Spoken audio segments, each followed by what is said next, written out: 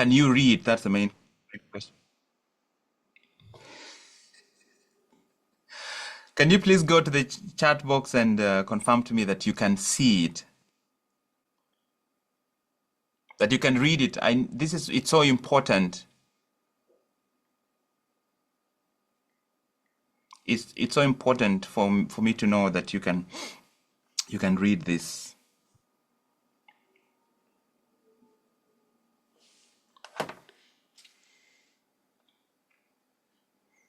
Okay, fantastic. Most people can see it.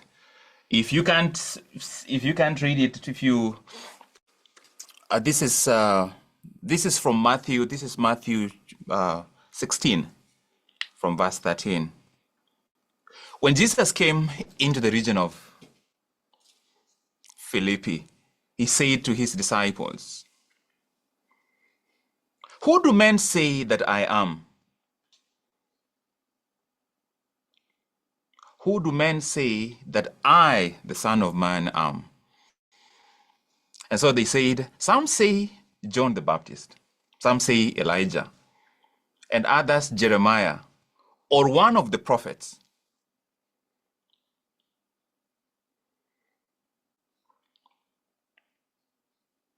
He said to them, "But who do you say I am?"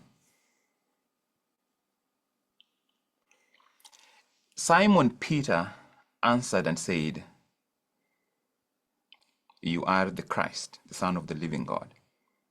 Jesus answered and said to him, "Blessed are you, Simon Bar-Jonah, for flesh and blood has not revealed this to you, but my Father who is in heaven. And I also say to you that you are Peter, and on this rock I will build my church, and the gates of Hades shall not prevail against it. And I will give you the keys of the kingdom of heaven, and whatever you bind on earth will be bound in heaven, and whatever you loose on earth will be loosed in heaven." Then he commanded his disciples that they should not tell no one that he was Jesus. This passage, I have been sitting with this passage for a long time, and this passage is just mind-blowing. We'll just pick a few of the lines. At the point when, so Jesus addresses Peter differently from how Matthew addresses him. At the beginning of verse 16, Matthew calls him Simon Peter. But Jesus calls him Simon Bar-Jonah, because Matthew is already jumping to the name that Jesus will give Simon. Simon was Simon until this moment when Jesus called him Peter, when Jesus called him the rock. Isn't it interesting that this was an affirmation, a two-way affirmation of identity? Jesus knew who he was, but he needed his disciples to verbalize it, to no longer relate with him at the level of his capabilities. He performs miracles, he teaches, he walks on water. He needed them to relate with him beyond the level of his capabilities, that he will be crucified, die, and rise. That is capabilities. He needed them to relate with him beyond the level of his beliefs. I and my Father are one. He needed them to connect to his identity, because assignment, divine assignment, is not given at the level of behavior. It's not given at the level of capabilities. It's not even given at the level of beliefs. Divine assignment, your assignment comes to you at the level of your identity. Peter would never have been given the keys of the kingdom of heaven. And whatever he binds on earth will be bound in heaven. Whatever he looses on earth will be loosed in heaven. Some of our prayers never get answered because we are binding at the level of behavior. We are binding at the level of capabilities. You show up and you speak in tongues from beginning to the end, but you are just at the level of capabilities. We are binding at the level of beliefs, but not identity. This conversation is everything about what identity is. We show up and we ask the world, who do you say I am? And then we go by what the world says. Jesus searches and he wants to lead them to the truth. And once they get to the truth, that is the point at which they get commissioned. If you don't show up with your true identity, you will never be able to sustain your true assignment.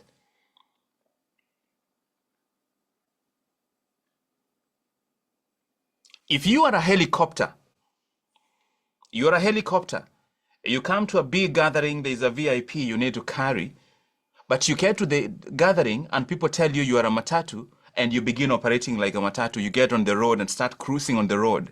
You will never fulfill your assignment.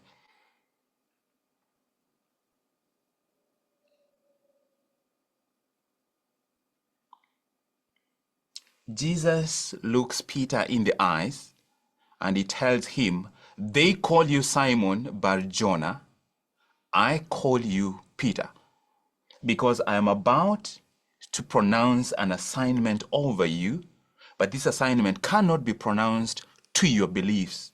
It cannot be pronounced to your capabilities. It cannot be pronounced to your behavior. It cannot be pronounced to your environment. This assignment can only be connected to your identity. Who are you? You are Peter.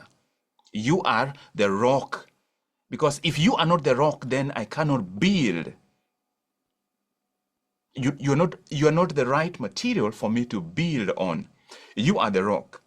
Because you are the rock, now I can build on this rock. Because I now see your identity, here are the keys at the level of identity. If there is any single reason to pursue, to continue working on peeling the layers, beginning to peel the narratives that everyone else gives me and gives you, it is the divineness of the assignment that you are here for, that I am here for. It doesn't matter how many degrees you get. If your identity is not connected, is not activated in readiness for the assignment, the degrees will never suffice. Because one degree will never be enough. You will get the first one, then you need a second one. You get a degree from Strathmore, and then you realize most contracts are going to people with degrees from University of Nairobi.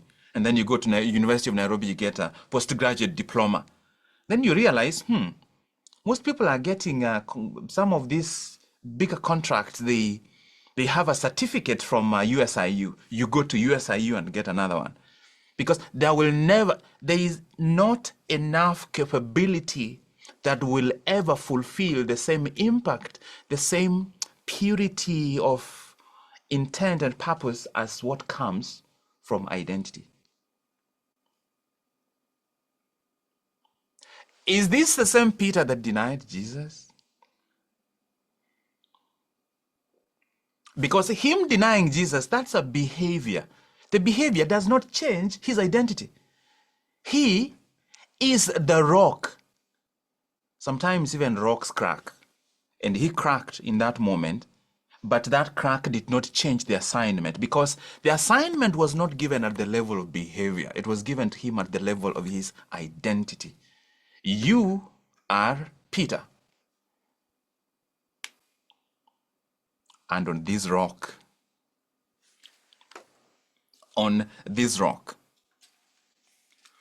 I will give you.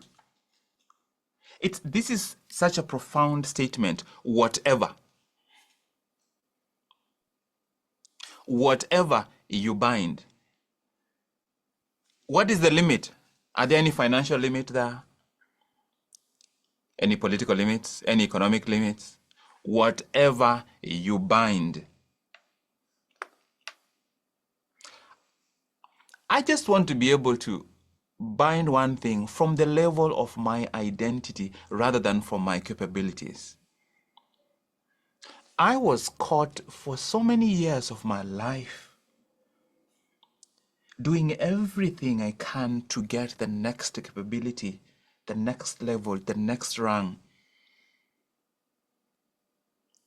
until it dawned on me that all these are supposed to be the tools through which the true identity gets to be expressed, such that they do not influence or create the identity, they just decorate the identity. They don't change it.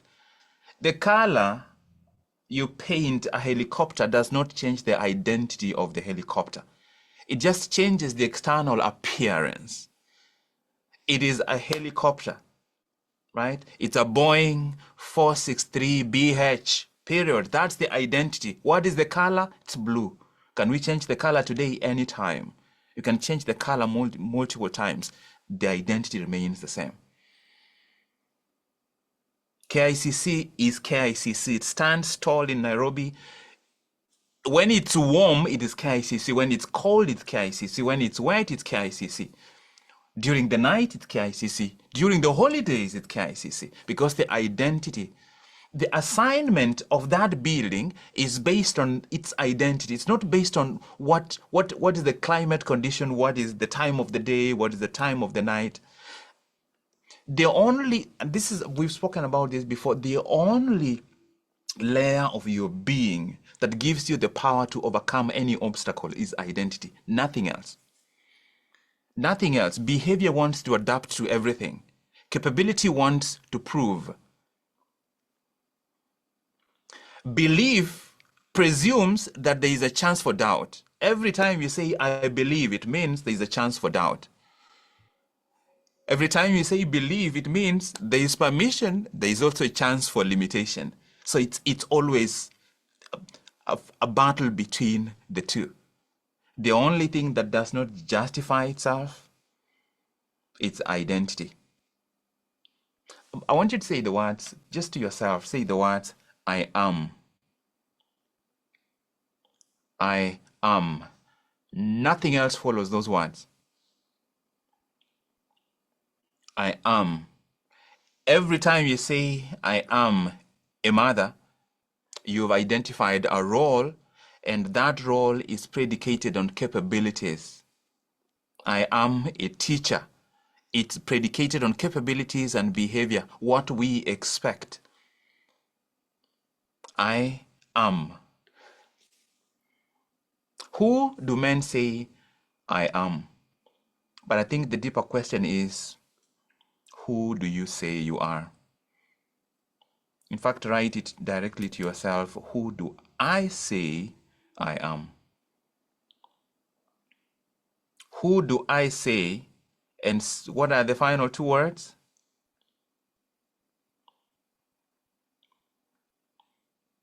Who do I say I am? Who do I say I am?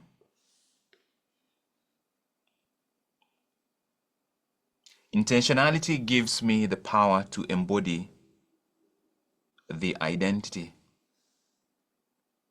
Intentionality gives me the power to embody the I am. The I am God designed for me. So what is the I am? That will be given the keys to bind or to loose, so that whatever I bind, whatever you bind, is bound in heaven. Whatever you lose is loosed in heaven. Intentionality gives in an ongoing basis me the power to embody, to make visible, to make real the identity, the I am that God designed for me.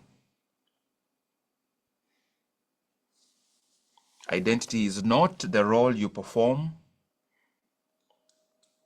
Identity is not the title you earned. Your identity is not the version other people approve. Your identity, your I am, is who you are before the script, before the story of beliefs is given to you, before the story of limitations is given to you, before the story of your behavior is given to you. Your identity is who I am after the applause. It is identity is who you are that success or failure cannot touch. And when you hold that steering wheel with give, and the wave is hitting hard against your ship, it is identity that stabilizes you to feel the wave and ride the wave. Because identity separates you from the wave. You realize that you are not a victim of the wave. You are a navigator of the wave. That you are not here to surrender to the wave. You are not here to fight the wave. You are here to outlast the wave. You hold the steering with give and outlast the wave. When it comes to focus, intentionality gives me the power to recognize my body before my mind as an expression of the identity God designed for me. There's a reason why God gave you a body, God gave me a body, except we listen more to the mind, which creates stories in the moment. There is a reason why the Bible is very explicit that we will resurrect, we will be given new bodies. Why?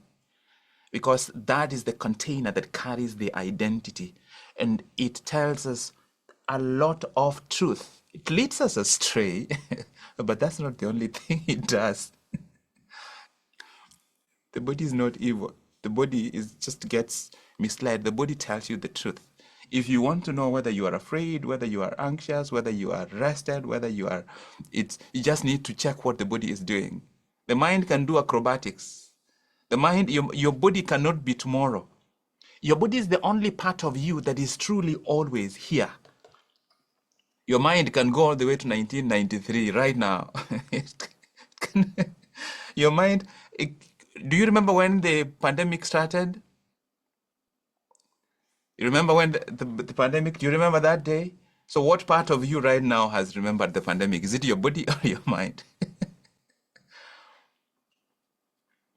You take the body, the mind will follow. Take the body, the mind will follow. Whatever you need to do, where you need to be, the mind will follow. The mind, you cannot train your mind without your body. You cannot express your identity. Otherwise, we would all be spirits. We would all be hovering.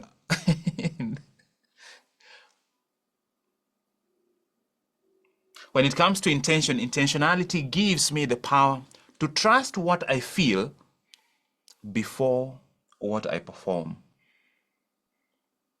Trust what I feel before what I perform.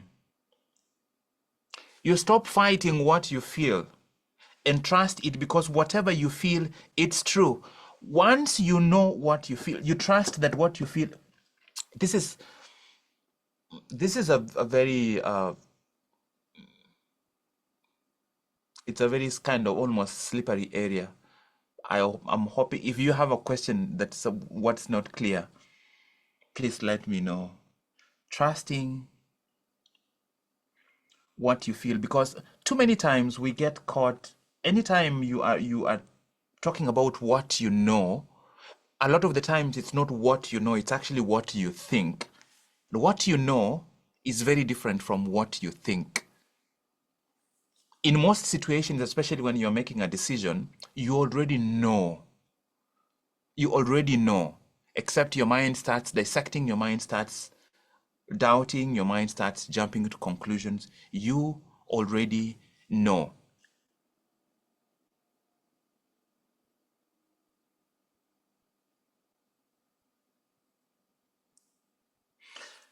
Trust what you feel. If you're feeling anxious, trust that that is the signal. You are feeling anxious. You acknowledge it without getting caught in what you feel. And then you stay with it because you acknowledge that signal. When it comes to release, release the need to prove who I am. Intentionality gives me the power to release the need to prove who I am.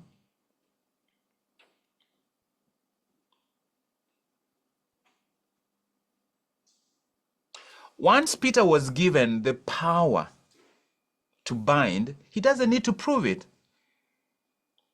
Because if you are trying to prove it, that's a capability. If you're trying to prove it, it's a capability. If it is an identity, an element of identity, a bird does not need to prove that it can fly.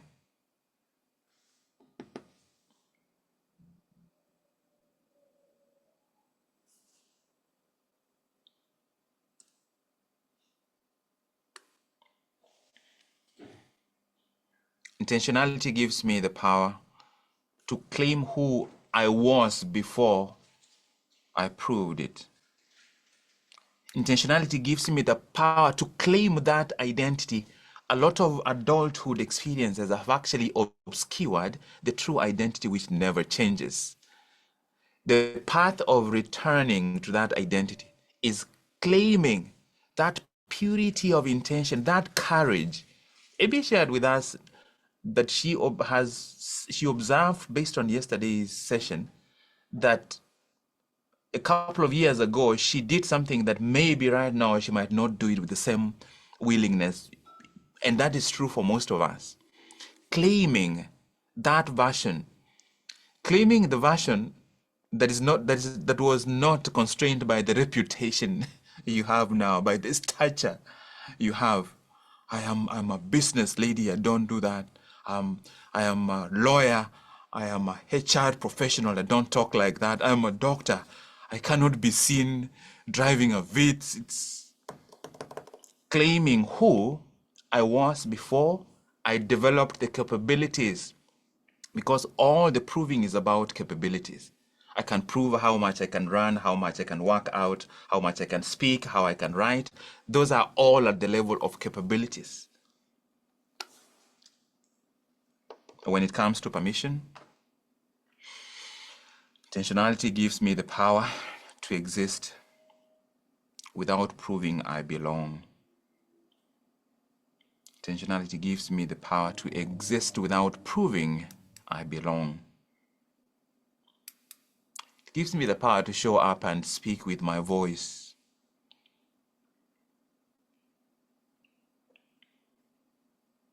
If it's your assignment to show up in a place and bind, and then you get there and you realize if you bind, you're going to be excluded, and then you don't bind, you have sacrificed your assignment at the altar of belonging. Doesn't mean you show up and you ruffle every feather, no.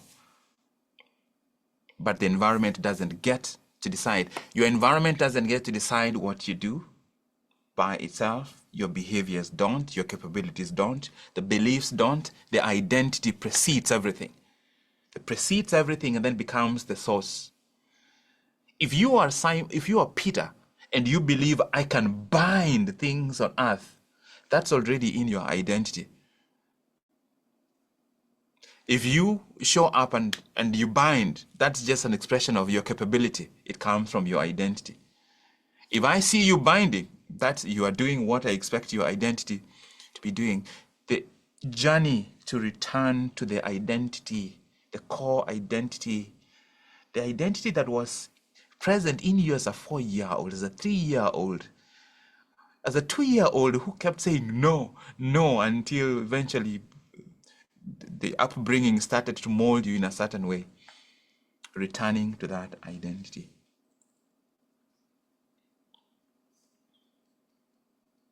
And I say to you, And I say to you that you are Peter. And I say to you that you are Peter. You are the rock, and on this rock I will build my church. On this rock I will build my church, and because I have built it on this rock, the gates of hate shall not prevail. And because you are the rock, I will give you the keys of the kingdom of heaven. And because you are the rock, whatever you bind, or whatever you lose, it will be done in heaven. So that when I pray, may your will be done on earth as it is in heaven, that will is not being done through my capabilities, through my behavior, through my environment, through my beliefs.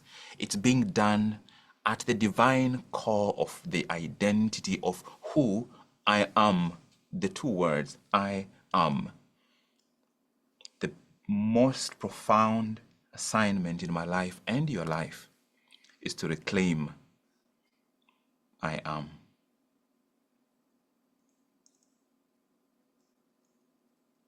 That's the most profound assignment.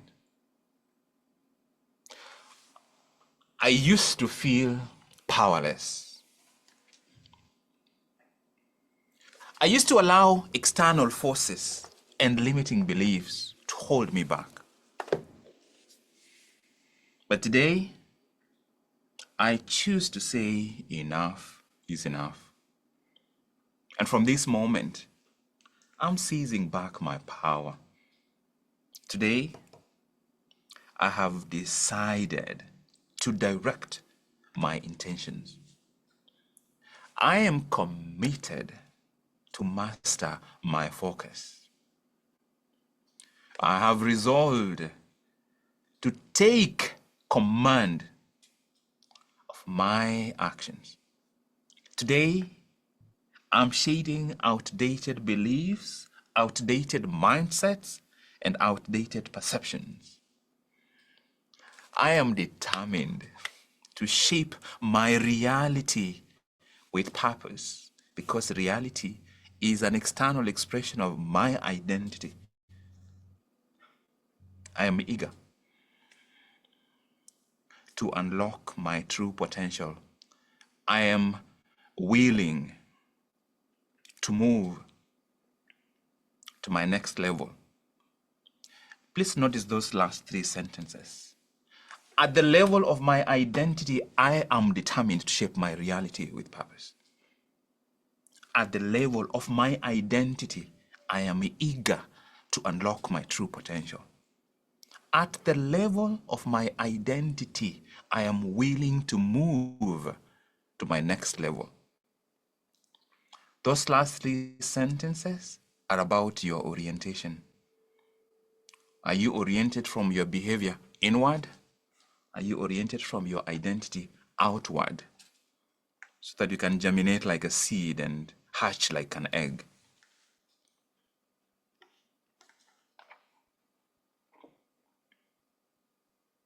And at that point, ladies and gentlemen, I will hand over to Gladys Mhunyu. I will see you tomorrow. I have to jump out immediately. God bless you. Have a beautiful day. My name is Dr. Mogire, where I come from. They call me Chovu. Goodbye. Thank you. Thank you. Let's applaud Daktari.